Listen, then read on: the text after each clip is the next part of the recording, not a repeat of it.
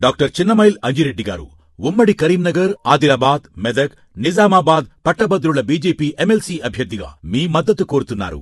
30 సంవత్సరాలుగా మందకృష్ణ మాదిగ గారు చేసిన డిమాండ్ ప్రకారం అది లేదు. ఆయన చేసిన పోరాటం ప్రకారం మీ వర్గీకరణ లేదు. మీ వర్గీకరణ చిన్నపిల్లల భాషలో చెప్పాలంటే స్కూల్లో తప్పులు తప్పులు తాళాలు తంగడి ఎత్తుకు దూలాలు అని ఒక పద్యం ఉంటుంది, చిన్నది, రెండు లైన్ల పద్యం అట్లున్నది అన్న. మీరు దాని మీద పునరాలోచన చేయాలి. మాదిగలతోనే నేను పైకొచ్చినా అని చెప్పారు. మీరు మాదిగలకు సంపూర్ణ న్యాయం చేయాలి. మీరు చేసిన వర్గీకరణ మీదనే ఒకవేళ చిన్నపిల్లలు మాట్లాడితే ఎట్లుంటుందో చెప్తాను నేను.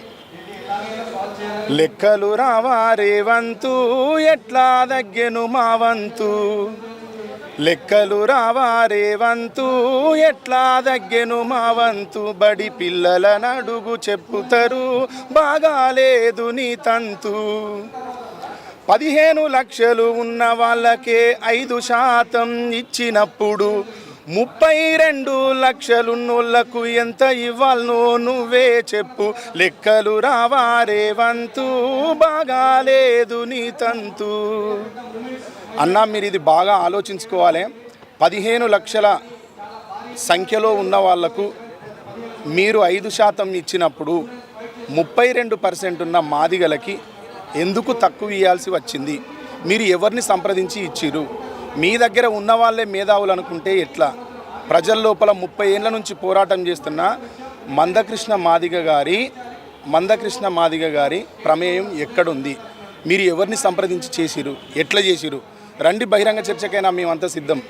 మేము ప్రజల లోపలనే ఉన్నాం, మందకృష్ణ మాదిగ గారు ఇక్కడ ప్రజల లోపలనే ఉన్నారు. ఇది కరెక్ట్ కాదన్నా. దీన్ని మీరు సరి చేసుకోవాలి.